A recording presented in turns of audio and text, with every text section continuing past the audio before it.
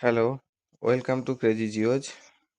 আজকে আমি আলোচনা করব ক্লাস 8-এর জন্য জিওগ্রাফির ক্ষেত্রে রায় ও মার্টিন কোশ্চেন ব্যাংক 2026-এর সেকেন্ড সামেটিভ ইভ্যালুয়েশনের যে 4 নম্বর স্কুল আছে ফালাকাটা হাই স্কুল এইচএস, তার সমস্ত কোশ্চেনগুলো একের দাগে দেখে নাও। সঠিক উত্তরটির উপরে টিক চিহ্ন দিতে বলেছে, মাল্টিপল চয়েস কোশ্চেন। একের একে দেখো, পৃথিবীতে মোট বায়ুচাপ বলয় আছে, অপশান এ হবে রাইট অ্যান্সার, 7টি। 2 নম্বর কোশ্চেন দেখো, সারা বছর ধরে নিয়মিতভাবে একই দিকে প্রভাবিত হয় কোন বায়ু, অপশান সি হবে রাইট অ্যান্সার, নিয়ত বায়ু। 3 নম্বরে দেখো, পারানা ও প্যারাগুয়ে নদীর মিলিত প্রবাহকে বলে, অপশান এ হবে লা প্লাটা নদী। 4 নম্বরে দেখো, পম্পাস অঞ্চলের স্থানীয় বায়ুর নাম হলো কি, পম্পেরো, অপশান সি হবে রাইট অ্যান্সার। 5 নম্বরে দেখো, পৃথিবীর দীর্ঘতম পর্বতমালার নাম হলো, অপশান এ হবে রাইট অ্যান্সার, আন্দিজ। 6 নম্বর কোশ্চেন দেখো, আর্জেন্টিনার রাজধানীর নাম হলো কি, অপশান ডি হবে রাইট অ্যান্সার, বুয়েন্স এয়ার্স। 2-এর দিকে যে শূন্যস্থান পূরণগুলো আছে সেগুলো দেখে নাও। বৃষ্টিপাত মূলত ড্যাশ প্রকার, এখানে শুধু অ্যান্সারটা বেগুনি রঙে দিয়ে দিয়েছি। 3 প্রকার, বৃষ্টিপাত মূলত 3 প্রকার, শূন্যস্থানে 3 বসবে। উত্তর আমেরিকা ও দক্ষিণ আমেরিকা মহাদেশের মাঝখানে অবস্থিত সংকীর্ণ ভূখণ্ডটি হলো কি, হল ড্যাশ, অ্যান্সারে বসবে কি, পানামা যোজক। এবার 3 নম্বরে দেখো, কিউমুলোনিম্বাস মেঘের আরেকটি নাম হলো ড্যাশ মেঘ, বজ্র মেঘ। 4 নম্বরে দেখো, উত্তর আমেরিকা মহাদেশের দীর্ঘতম নদী হলো ড্যাশ, মিসিসিপি মিসৌরি। কর্ডিলেরা শব্দটির অর্থ হলো ড্যাশ, শৃঙ্খল বা মাউন্টেন চেন যাকে বলা হয়। পৃথিবীর বৃহত্তম স্বাদু জলের হ্রদ হলো ড্যাশ, অ্যান্সার হবে সুপিরিয়র। এবার 3-এর থেকে যে কোশ্চেনগুলো আছে দেখে নাও, নিচের বিবৃতিগুলো সত্য বা মিথ্যা লেখো। ডাকোটা রাজ্যে আমেরিকা যুক্তরাষ্ট্রের মধ্যে সব থেকে বেশি গম উৎপাদন হয়, এটা সত্য হবে, কারণ কি উত্তর ডাকোটা ও দক্ষিণ ডাকোটা 2 রাজ্যই গম বলয়ের অন্তর্গত। এবার 2-এর দাগে দেখো, উত্তর আমেরিকা মহাদেশের হ্রদের সংখ্যা হলো 5টি, এটা মিথ্যা হবে, কারণ প্রধান হ্রদ 5টি হলো, মোট হ্রদের সংখ্যা অসংখ্য। 3 নম্বরে দেখো, পৃথিবীর কসাইখানা হলো শিকাগো, এটার অ্যান্সার সত্য হবে, এটা আমরা সবাই জানি। 4 নম্বরে কানাডীয় শিল্ডের অপর নাম লরেন্সীয় শিল্ড বা লরেসীয় শিল্ড, এটাও সত্য হবে। 5 নম্বরে দেখো, ডেট্রয়েট ডেয়ারি শিল্পের প্রধান কেন্দ্র, এটা ডিয়ারি হয়েছে, ডেয়ারি হতো, একটু স্পেলিংটা মিস্টেক হয়েছে, ডয় একার হতো, দেখে নেবে।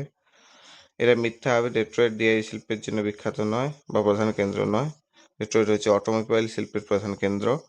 6 নম্বরে দেখো, পৃথিবীর বৃহত্তম চিরহরিৎ অরণ্যের নাম হলো সেলভা অরণ্য, এটাও সত্য হবে। 7 নম্বরে দেখো, গ্র্যান্ড ক্যানিয়ন কলোরাডো নদীর উপর অবস্থিত, এটাও সত্য। 8 নম্বরে দেখো, ক্যানোপি দেখা যায় নিরক্ষীয় বৃষ্টি অরণ্যে, এটাও সত্য হবে। 4-এর দিকে দেখো, নিচের প্রশ্নগুলির অতি সংক্ষিপ্ত উত্তর দাও। প্রেইরি তৃণভূমি কাকে বলে, অ্যান্সারটা দেখে নাও। উত্তর আমেরিকার মধ্যভাগের বিস্তীর্ণ ঘাসযুক্ত সমতল ভূমিকে প্রেইরি বলা হয়। এটি মূলত একটি নাতিশীতোষ্ণ তৃণভূমি যা মার্কিন যুক্তরাষ্ট্র এবং কানাডার বিশাল অংশ জুড়ে বিস্তৃত। এই অঞ্চলে গাছের সংখ্যা খুব কম এবং মূলত লম্বা ঘাসে ঢাকা থাকে। পাশে একটা ছবি দেওয়া আছে, লক্ষ্য করো, লম্বা লম্বা ঘাস, সমতল ভূমি, যেটা কোথায় অবস্থিত, উত্তর আমেরিকায় অবস্থিত, মনে রাখবে। 2 নম্বরে যে কোশ্চেনটা আছে দেখো, পৃথিবীর রুটির ঝুড়ি কাকে বলে ও কেন বলে। পৃথিবীর রুটির ঝুড়ি প্রেইরি তৃণভূমি অঞ্চলকে বলা হয়। এর কারণ কি, প্রেইরি তৃণভূমি অঞ্চল জুড়ে প্রচুর পরিমাণে গম উৎপাদন হয়। এই অঞ্চলের উত্তরাংশে উষ্ণ চিনুক বায়ুর প্রভাবে বরফ গলে গেলে শীতের শেষে বসন্তকালে গম চাষ করা হয়। এই অংশ বসন্তকালীন গম বলয় নামে পরিচিত। এখানকার ডাকোটা রাজ্য আমেরিকা যুক্তরাষ্ট্রের মধ্যে সর্বাধিক গম উৎপন্ন হয়, যেটা একটু আগে শর্ট কোশ্চেনে পড়লে। আর বসন্তকালীন গম বলয়ের দক্ষিণে শীতকালে গম উৎপন্ন হয় বলে এই অঞ্চলের আরেক নাম পৃথিবীর রুটির ঝুড়ি। ঠিক আছে, মেনলি এখানে উষ্ণ চিনুক বায়ুর প্রভাবে বরফ গলে গেলে এই অঞ্চলে কি হয়, উত্তরাংশে প্রচুর গম চাষ হয় এবং শীতের শেষে বসন্তকালেও গম চাষ হয়। আর এখানকার ডাকোটা রাজ্য আমেরিকা যুক্তরাষ্ট্রে সর্বাধিক গম উৎপাদন হয়। আর দক্ষিণে শীতকালে গম উৎপন্ন হয় বলে এই অঞ্চলে আরেক নাম পৃথিবীর রুটির ঝুড়ি। এবার 3 নম্বর কোশ্চেন দেখে নাও, উত্তর আমেরিকা মহাদেশের নদ নদীগুলির নাম লেখো। উত্তর আমেরিকা মহাদেশের প্রধান নদ নদীগুলি নিচে দেওয়া হলো। মিসিসিপি মিসৌরি, এটি উত্তর আমেরিকার দীর্ঘতম নদী ব্যবস্থা বা নদী। দু নম্বরে যেটা আছে সেন্ট লরেন্স, এটি মহাদেশের একটি অত্যন্ত গুরুত্বপূর্ণ নদী যা পঞ্চহ্রদকে আটলান্টিক মহাসাগরের সঙ্গে যুক্ত করেছে। 3 নম্বরে আছে ম্যাকেঞ্জি, এটি কানাডার দীর্ঘতম নদী। 4 নম্বরে আছে দেখো ইউকন, এটি উত্তর পশ্চিম উত্তর আমেরিকার একটি প্রধান নদী। 5 নম্বরে আছে দেখো কলোরাডো, র্যাডো হয়ে গেছে, ওটা রাডো হতো, জফলাটা হবে না। এটি বিখ্যাত গ্র্যান্ড ক্যানিয়ন তৈরি করেছে। তারপরে দেখো 6 নম্বরে রিও গ্র্যান্ডে, এটি আমেরিকা যুক্তরাষ্ট্র ও মেক্সিকোর সীমানা নির্দেশ করে। তারপরে হচ্ছে 7 নম্বরে দেখো কলাম্বিয়া, এটি পশ্চিম উত্তর আমেরিকার একটি প্রধান নদী। 8 নম্বরে দেখো ফ্রেসার, এটি কানাডার ব্রিটিশ কলাম্বিয়ার মধ্য দিয়ে প্রভাবিত হয়েছে। 4 নম্বর কোশ্চেন দেখে নাও, সিল্ট অঞ্চলের বৈশিষ্ট্য কি? সিল্ট অঞ্চলের প্রধান বৈশিষ্ট্যগুলো নিচে দেওয়া হলো। প্রাচীন শিলা এখানে দেখা যায়। এই অঞ্চলটি পৃথিবীর প্রাচীনতম এবং অত্যন্ত কঠিন ও আগ্নেয় রূপান্তরিত শিলা যেমন গ্রানাইট নিচ নিয়ে গঠিত। সমতল বা ঢেউ খেলানো ভূমি দীর্ঘকাল ধরে ক্ষয়প্রাপ্ত হওয়ার ফলে এই অঞ্চলটি একটি অনুচ্চ মালভূমি বা ঢেউ খেলানো সমতল ভূমির রূপ নিয়েছে। এবারে খনিজ সমৃদ্ধ এখানে সিল্ট অঞ্চল সোনা, তামা, লোহা, নিকেল এবং ইউরেনিয়ামের মতো মূল্যবান খনিজ অত্যন্ত সমৃদ্ধ। আর অসংখ্য হ্রদ ও নদী দেখা যায়। হিমবাহের কার্যের ফলে এখানে অসংখ্য হ্রদ এবং খরস্রোতা নদীর সৃষ্টি হয়েছে, যা জলবিদ্যুৎ উৎপাদনের জন্য উপযোগী। এইসব কারণগুলোর জন্য সিল্ট অঞ্চল বিখ্যাত বা সিল্ট অঞ্চলের এগুলো বৈশিষ্ট্যের মধ্যেও পড়তে পারে। 5 নম্বরে দেখো, 5 থেকে যে কোশ্চেনগুলো আছে নিচের প্রশ্নগুলির সংক্ষিপ্ত উত্তর দিতে বলেছে। মৃত্যু উপত্যকা বা যেটাকে ইংলিশে ডেথ ভ্যালি বলা হয়, এই কোশ্চেনটা অনেকবারই হয়েছে প্রিভিয়াস স্কুলগুলোতে, আগের ভিডিওগুলো দেখতে পারো। এর অবস্থান কোথায়? ক্যালিফোর্নিয়ার দক্ষিণ পূর্ব অংশে পশ্চিম পার্বত্য অঞ্চলে অবস্থিত। উচ্চতাগত উপত্যকাটি সমুদ্রপৃষ্ঠ থেকে প্রায় 90 মিটার নিচে অবস্থিত।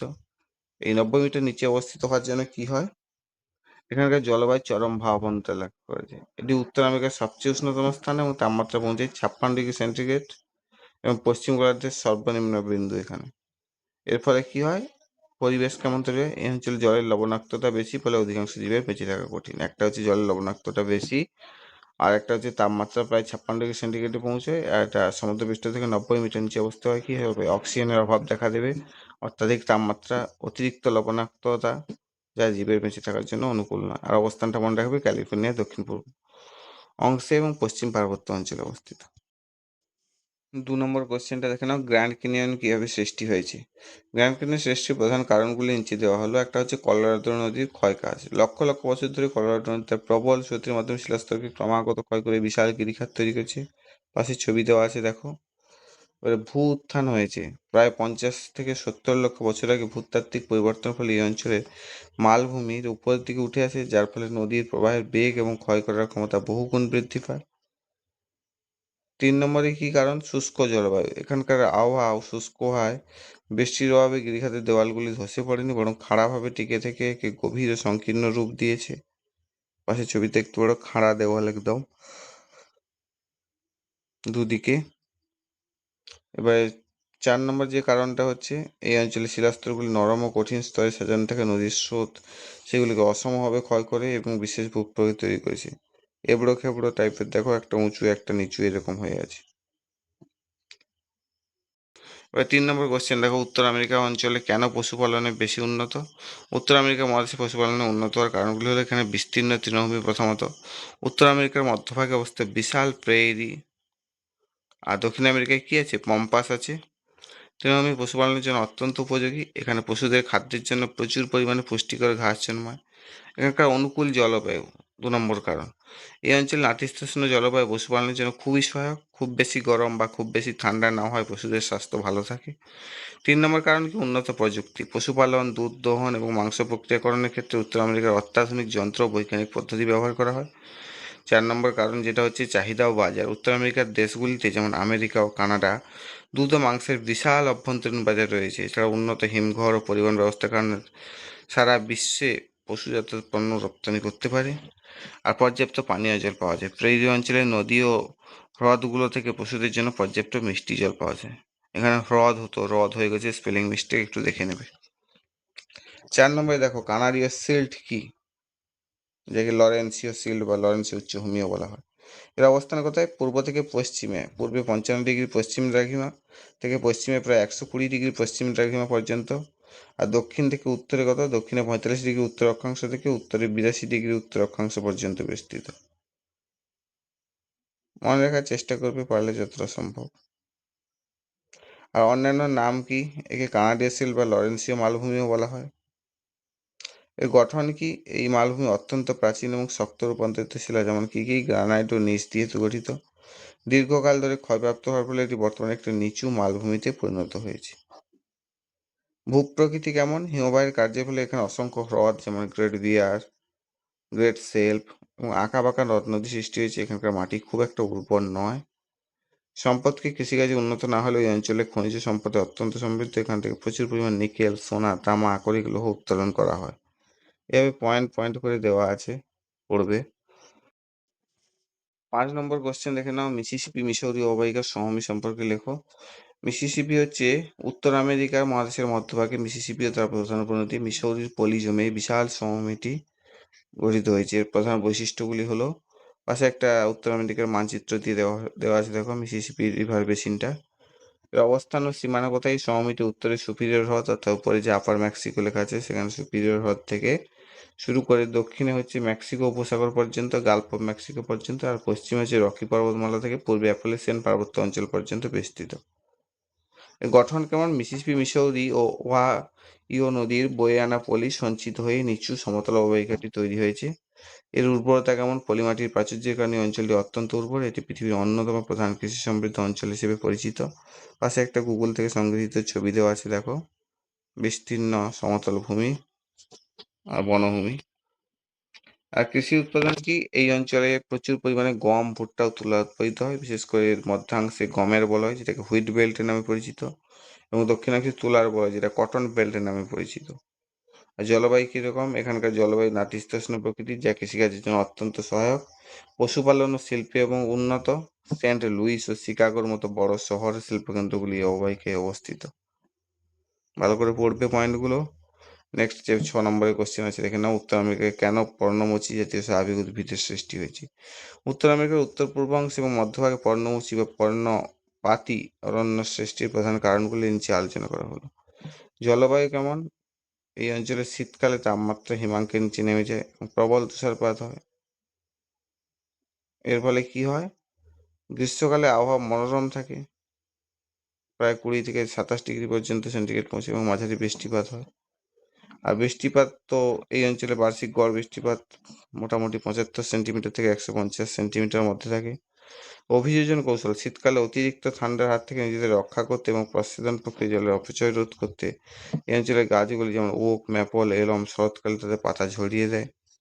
পাশের ছবিটা দেওয়া আছে, দেখতে পারো। মূলত ঋতু পরিবর্তনের সাথে সাথে তাপমাত্রা, বৃষ্টির এই সামঞ্জস্যের কারণে এখানে পর্ণমোচী জাতীয় স্বাভাবিক উদ্ভিদের সৃষ্টি হয়েছে। নেক্সট 6 থেকে যে কোশ্চেনগুলো আছে দেখে নাও। নিচের প্রশ্নগুলির ব্যাখ্যামূলক উত্তর দিতে বলছি। ভূপ্রকৃতি অনুসারে উত্তর আমেরিকা মহাদেশটিকে কয়টি ভাগে ভাগ করা হয়েছে? উত্তর আমেরিকা মহাদেশের মধ্যভাগের সমভূমি অঞ্চল সম্পর্কে যা জানো তা লিখতে বলেছে।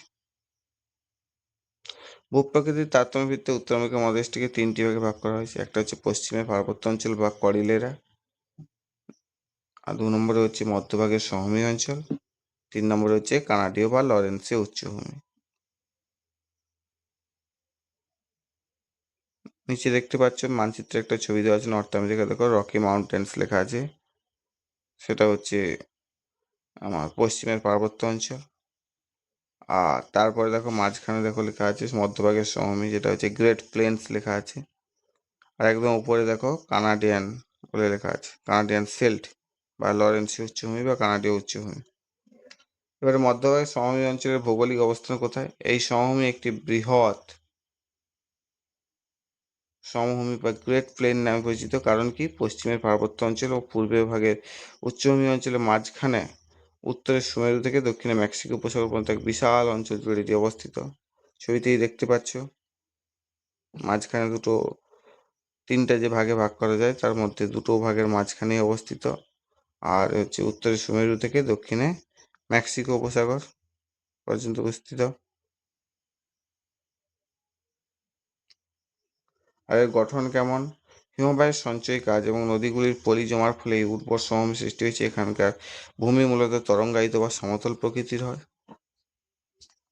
আর নদ নদী, এই অঞ্চলের প্রধান নদী ব্যবস্থা হলো মিসিসিপি মিসৌরি, এছাড়া ম্যাকিনজো, সেন্ট লরেন্স নদী এই অঞ্চলের উপর দিয়ে প্রভাবিত হয়েছে।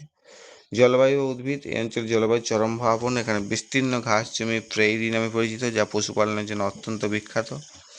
আর অর্থনৈতিক গুরুত্ব কি? কৃষিকাজ, এই অঞ্চলটি বিশ্বের অন্যতম প্রধান গম উৎপাদনকারী অঞ্চল। অধিক গম উৎপাদনের কারণে একে পৃথিবীর রুটির ঝুড়ি বলা হয়। আর পশুপালন কি? প্রেইরি তৃণভূমি অঞ্চলে প্রচুর পরিমাণে গবাদি পশু পালন করা হয়। খনিজ সম্পদ কি? অঞ্চলে প্রচুর পরিমাণে কয়লা, আকরিক লোহা এবং খনিজ তেল পাওয়া যায়, যা শিল্প নদীতে সাহায্য করেছে। এবার 2 নম্বর কোশ্চেন দেখে নাও, উত্তর আমেরিকা অঞ্চলে খনিজ সম্পদ সম্পর্কে যা জানো লেখো। উত্তর আমেরিকা মহাদেশের খনিজ সম্পদে অত্যন্ত সমৃদ্ধ। এই অঞ্চলগুলির প্রধান খনিজ সম্পদগুলি সম্পর্কে নিচে আলোচনা করা হলো। প্রধান প্রধান খনিজ সম্পদ কি কি পাওয়া যায় এখানে? 1 নম্বরে হচ্ছে আকরিক লোহা পাওয়া যায়। উত্তর আমেরিকার লেক সুপিরিয়র সংলগ্ন অঞ্চলে মেসাভি রেঞ্জ এবং কানাডিয়ান শিল্ড অঞ্চল এবং অ্যাপ্লেশিয়ান পার্বত্য অঞ্চলে প্রচুর পরিমাণে উন্নত মানের আকরিক লোহা পাওয়া যায়। কয়লা পাওয়া যায় 2 নম্বরে। কোথায় কোথায় পাওয়া যায়? অ্যাপ্লেশিয়ান অঞ্চলে বিশ্বের অন্যতম প্রধান কয়লা উত্তোলক অঞ্চল। এছাড়া রকি পার্বত্য অঞ্চল এবং মধ্যভাগের সমভূমি অঞ্চলেও প্রচুর কয়লা পাওয়া যায়। 3 নম্বরে যেটা পাওয়া যায় খনিজ তেল ও প্রাকৃতিক গ্যাস। মেক্সিকো উপসাগরীয় উপকূল এবং টেক্সাস, আলাস্কা এবং কানাডার আলবার্ট প্রদেশে প্রচুর খনিজ তেল, প্রাকৃতিক গ্যাস পাওয়া যায়। সোনা ও রূপো, রকি পার্বত্য অঞ্চলে সোনা ও রূপো উত্তোলনের জন্য বিখ্যাত। এছাড়া কানাডার অন্টারিও এবং ব্রিটিশ কলাম্বিয়াতেও সোনা পাওয়া যায়। তামা, অ্যারিজোনা, ইউটা এবং মন্টানা অঞ্চলে প্রচুর তামা পাওয়া যায়। কানাডার স্যাডবেরি অঞ্চলে তামা ও নিকেল উত্তোলনের জন্য প্রসিদ্ধ। অন্যান্য খনিজের মধ্যে এখানে জিঙ্ক, সীসা, নিকেল, ইউরেনিয়াম, বক্সাইট উত্তোলনে ওই মহাদেশটি বিশ্বের প্রথম সারিতে রয়েছে। তাহলে মনে রাখবে কি কি খনিজ সম্পদ এবং কোথায় পাওয়া যায়, এইটুকু মনে রাখবে। 3 নম্বরে কি দেখো, উত্তর আমেরিকা ভৌগোলিক অবস্থান সম্পর্কে লিখতে বলেছি। উত্তর আমেরিকা পৃথিবীর 3য় বৃহত্তম মহাদেশ আমরা জানি। এর মোট আয়তন প্রায় 2,47,09,000 বর্গ কিলোমিটার, যা পৃথিবীর মোট ভূখণ্ডের প্রায় 16.5%। এর ভৌগোলিক অবস্থান অত্যন্ত গুরুত্বপূর্ণ। নিচের বিস্তারিত আলোচনা করা হলো। অক্ষাংশ দ্রাঘিমাংশগত অবস্থান কি? দক্ষিণে হচ্ছে 7 ডিগ্রি উত্তর অক্ষরেখা থেকে উত্তরে 84 ডিগ্রি উত্তর অক্ষরেখা এবং পূর্বে 20 ডিগ্রি পশ্চিম দ্রাঘিমা থেকে পশ্চিমে 173 ডিগ্রি পশ্চিম দ্রাঘিমা পর্যন্ত বিস্তৃত। এর চতুর্সীমা কি? এই মহাদেশের চারদিকে কি কি আছে? এই মহাদেশের চারদিকে জলভাগ দ্বারা বেষ্টিত। উত্তরে আছে উত্তর মহাসাগর, যেটাকে আর্কটিক ওশেন বলে। দক্ষিণে পানামা যোজক আছে, যা উত্তর ও দক্ষিণ আমেরিকাকে যুক্ত করেছে, এবং কলম্বিয়া। আর পূর্বে হচ্ছে আটলান্টিক মহাসাগর, পশ্চিমে প্রশান্ত মহাসাগর অবস্থিত। এবার বিশেষ বৈশিষ্ট্য কি আছে? বেরিং প্রণালী আছে। উত্তর পশ্চিমে বেরিং প্রণালী উত্তর আমেরিকাকে এশিয়া মহাদেশ থেকে পৃথক করেছে। দক্ষিণে পানামা খাল দক্ষিণ আমেরিকা মহাদেশ থেকে পৃথক করেছে। এগুলোর বিশেষ বৈশিষ্ট্য। এতটুকু পর্যন্তই। Thank you for watching. ভালো করে পড়বে, পয়েন্টগুলো দেখে মনে রাখার চেষ্টা করবে। আর খনিজ সম্পদ সম্পর্কে যেসব কোশ্চেনগুলো আছে সেগুলোর ক্ষেত্রে মানে কি কি খনিজ পাওয়া যায়, জাস্ট পয়েন্টগুলো মনে রাখবে, কোথায় পাওয়া যায়, এই দুটো মনে রাখলে বাকিটা তুমি তোমার নিজের মতো করে লিখতে পারবে। আর ভালো যদি লাগে বন্ধুদের সঙ্গে শেয়ার করো, লাইক করে দেবে, কমেন্ট করবে কিছু না বুঝতে পারলে, আর সাবস্ক্রাইব করে বেল আইকনটা প্রেস করে দেবে, যাতে পরবর্তী ভিডিওগুলো খুব তাড়াতাড়ি পেয়ে যাও। টাটা।